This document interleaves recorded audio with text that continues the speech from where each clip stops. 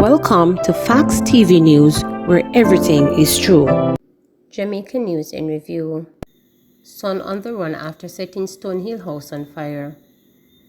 The police are searching for a man who on Monday night set his house on Brooks Level Road in Stonehill, St. Andrew on fire with his sickly mother and an 8-month-old child inside. The woman and the infant escaped serious injuries. The man fled the scene. Units from the Stonehill and Halfway Tree fire stations responded to the blaze. When reporters visited the scene yesterday, there were persons seen clearing out rumbles. Donovan Fennell, a brother of the man on the run, described his action as cold. Member of Parliament for West Rural St. Andrew, Juliet Cotton-Fane, visited the now homeless family earlier that day. Seniors gunned down in St. Andrew drive-by shooting. 2 senior citizens were killed in a drive-by shooting on Cushney Road in the community of Parks Road, St. Andrew on Monday night. Killed were 76-year-old Walton Pusey and 61-year-old Sylvester Leslie. The shooting occurred about 8 p.m. Pusey was found dead lying in blood when the shooting subsided. Leslie's body was found the morning after in bushes. Police investigators were at the scene. Suspect held after man killed with spade handle in St. Elizabeth. St. Elizabeth police are reporting that a suspect is in custody in relation to the killing of a man with a spade handle during a dispute in Trial District near Junction in St. Elizabeth on Monday. Police named the deceased man as Joan Witter, 24, otherwise called Iron, a resident and labourer of Trial District. A police report said about 3 p.m., Witter and the man were at a bar on the Down Country Main Road in Trial when an argument developed between them. Police said the man left the bar and went outside and waited for Witter before attacking the now deceased with a metal iron and hitting him several times in the head. The man reportedly escaped on foot in the area. Sources told reporters that the suspect is believed to be of an unsound mind. It is also said that Witter was trying to walk away from his attacker by going to his motorcycle when he was buggered with the spade handle, resulting in it being lodged in his head, causing him to collapse. Witter was taken to hospital where he was pronounced dead. Clarendon man allegedly kills brother, seeks neighbors' help to bury body. A 32-year-old man who is said to have asked for his neighbor's help to bury his brother, who he allegedly killed earlier, has been taken into police custody. The man, whose name police have declined to release, has been detained for allegedly killing 43-year-old George Jones, a farmer. Both brothers live in Johnny's Hill in Clarendon. Information reaching reporter is that about 6:30 p.m. on Monday, the suspect, who is believed to suffer from a mental disorder, was at home with his brother when a dispute developed. Police said during the dispute, a machete was used to inflict several chop wounds to Jones' head and upper back. About 7 on Tuesday morning, police said the suspect told his neighbor that he killed his brother and needed his assistance to dig a hole and bury his body. The police were summoned and upon entering the premises, found George Jones lying face down in a pool of blood next to a full cob in the back of the yard. The body was clad in black jeans pants, barefooted and shirtless, with what appeared to be chop wounds to his head and upper back, the police stated. The suspect was taken into custody, the scene processed, and Jones' body transported to Mapen Hospital where death was confirmed. Killer Hittis among 7 listed as persons of interest by Kingston West Police. Law enforcers in Kingston West have listed 7 individuals as persons of interest as they continue investigations into a number of major crimes in the division. The following persons are asked to report immediately to the Denham Town Criminal Investigations Branch CIB. They are Neil Williams, otherwise called Killer, Karen Moore, otherwise called Red, Speckles and Reddo, a male known only as Papa, a male known only as Short Man, Wayne Gill, otherwise called Bobo, Beggs, Trickit, otherwise called Hittis, and a man known only as Buddy. As they urge persons to come forward and share any information that could assist the investigators, the Kingston West Police have sought to reassure the public that all information shared will be handled with the utmost confidentiality. Anyone with information can make an anonymous report to Crime Stop at 311 or NIB tip line at 811 or call the nearest police station. U.S. Navy probes alleged murder by a petty officer in Jamaica. The United States Navy Criminal Investigative Service has joined an investigation of Leda Bradshaw, the U.S. Navy petty officer charged with the abduction and murder of the 10-month-old daughter of Member of Parliament Philip Powell and the child's mother. The allegations against Bradshaw were detailed in a press release issued by the Office of the Director of Public Prosecutions (ODPP) on October 13 after police revealed that 27-year-old Miss Patterson and her 10-month-old daughter, Sarah Paulwell, were murdered and their bodies disposed of. It is alleged that Bradshaw was in a relationship and shares a child with Paulwell, who she considered to be her spouse. A U.S. resident, she allegedly arrived in Jamaica on September 6 and on the said day began conspiring the alleged kidnapping and murder plot with her cousins Ronald Balford, Richard Brown, and Washington Miller. During their conversations up to the 9th of September 2023, there was an agreement made under the direction of Bradshaw for these men to kidnap and kill Patterson and her 10-month-old daughter, who was the product of a relationship that Miss Patterson had with Mr. Philip Paulwell. This plan also contained part payment, which had been made of a certain amount of money by Miss Bradshaw to the men for the successful execution of the plan, the ODPP statement released.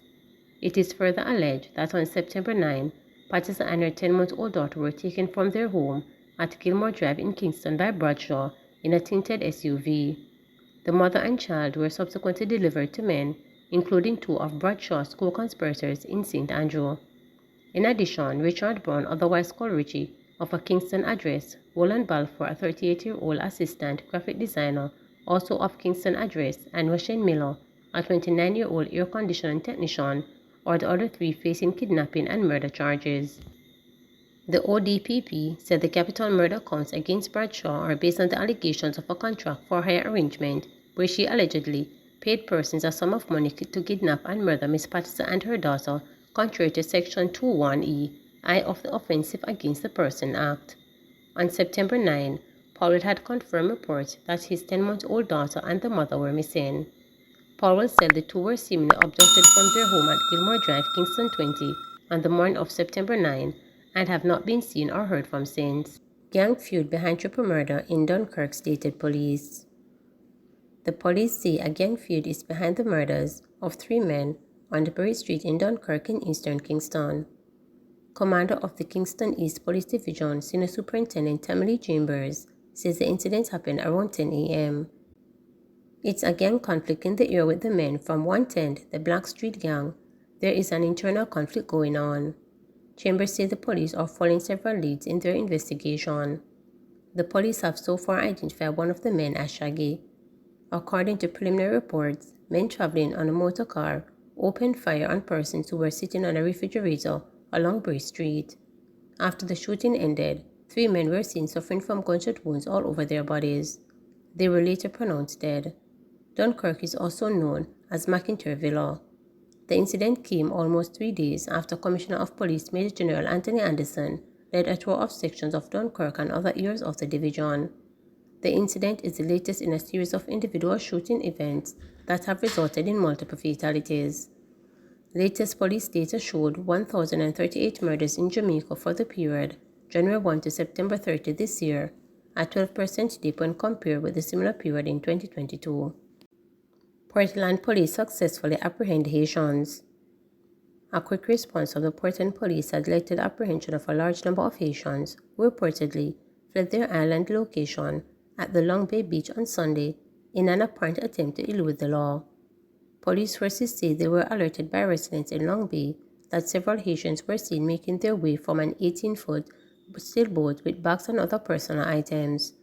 During an intense search of the area, with assistance from residents, the fleeing Haitians who, according to the police seemingly, were trying to filter into the local population, were located and held. All 35 Haitians who landed on Sunday are being held at the Port Antonio Station and Castle Police Station, where they are undergoing processing and screening for the local health department. The group, which comprises 27 men, 3 women, and 5 children, including a baby, reportedly landed shortly after 5 p.m. So far, police sources have revealed that at least 2 of the Haitians who are being processed were among the last group of 36 Haitians who landed on a boat who had landed illegally at Long Bay on September 9 but were sent back a day later. In the meantime, the police indicated that the fate of the Haitians have not yet been decided, but following the processing and screening by the health department, a decision was to be made as to whether they would receive accommodation or be sent back to their homeland. Currently, the first group of 35 Haitians to have arrived in Jamaica since the start of 2023 on July 10, is awaiting their fate as to whether they'll be granted asylum or if they'll be sent back to their violent-torn homeland. So far, 108 Haitians who claim they were fleeing gang warfare, economic hardship, hunger and persecution have landed in Jamaica in search of a better life. 3 feared dead in fiery crash in Westmoreland. 3 men feared dead after the motorcycle they were traveling on collided with a truck in Watersworth, Westmoreland on Monday night. The identities of the deceased are not yet known. Reporters understand that the truck caught on fire shortly after the collision. The accident has caused a pileup of traffic on the main thoroughfare from Montego Bay to Savannah Lamar, as the bodies of the men were still on the roadway. Police identify a man who reportedly drowned at Blue Lagoon. The St. Catherine man who was reportedly drowned while swimming at the Blue Lagoon in Portland on Sunday has been identified as 23-year-old Roger Murray, a construction worker. Murray, who was reportedly on a trip with friends from St. Catherine, got into difficulties while swimming shortly after 1 p.m. According to the police, the man failed to adhere to safety rules and regulations, including the wearing of a life jacket, among other things, before entering the water. Murray had reportedly urged his friends to swim across the lagoon, which is approximately 200 meters wide. The police said that while attempting to swim, Murray got into difficulties. His friends, who said to be some distance ahead, were reportedly not aware of what was taking place until some time after. Divers from the Alligator Head Foundation helped to locate Murray's body. Culture and Entertainment Minister Olivia Grange has said the death was regrettable. This unfortunate occurrence amplifies the need for all users of the facility to comply with the regulations, which are primarily there for their own safety. I extend my sympathy to the family, relatives and friends of the young man, she stated. Lifeguard waiter charged with shooting with intent in St. Anne. A 27-year-old lifeguard and a 26-year-old waiter are facing multiple charges, including shooting with intent, after allegedly attacking a man while he traveled home on September 30.